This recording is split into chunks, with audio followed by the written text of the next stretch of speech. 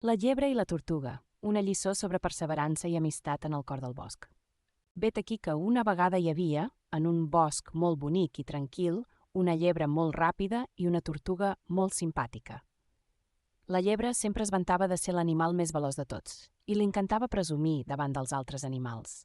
Un dia, mentre caminava pel bosc, la llebre es va trobar amb la tortuga. La llebre li va dir amb un somriure burleta: «Hola, tortuga, què et sembla si fem una cursa? Segur que guanyaré».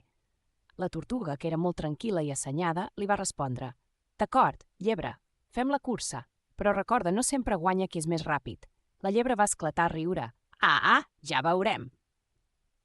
Els animals del bosc es van reunir per veure la gran cursa.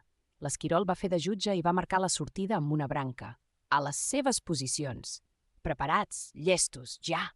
La llebre va sortir disparada com una fletxa, corrent a tota velocitat pel camí.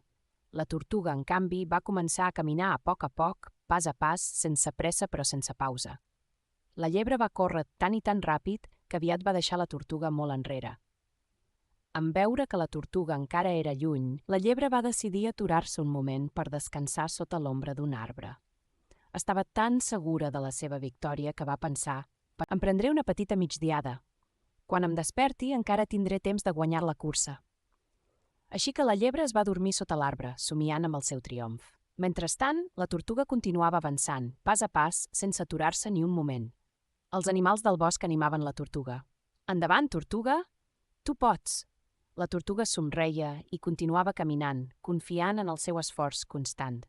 Finalment va arribar al lloc on la llebre dormia tranquil·lament. La tortuga va seguir el seu camí sense fer soroll i va arribar a la meta. Quan la llebre es va despertar, es va espantar en veure que la tortuga ja era molt a prop de la línia d'arribada. Va córrer tan de pressa com va poder, però era massa tard. La tortuga ja havia travessat la meta i havia guanyat la cursa. Tots els animals del bosc van aplaudir i van felicitar la tortuga per la seva victòria. La llebre, una mica avergonyida, es va apropar a la tortuga i li va dir: «Enhorabona, tortuga. M'has ensenyat que no sempre guanya el més ràpid, sinó el que no es rendeix mai». La tortuga va somriure amb tendresa i va respondre: «Gràcies, llebre.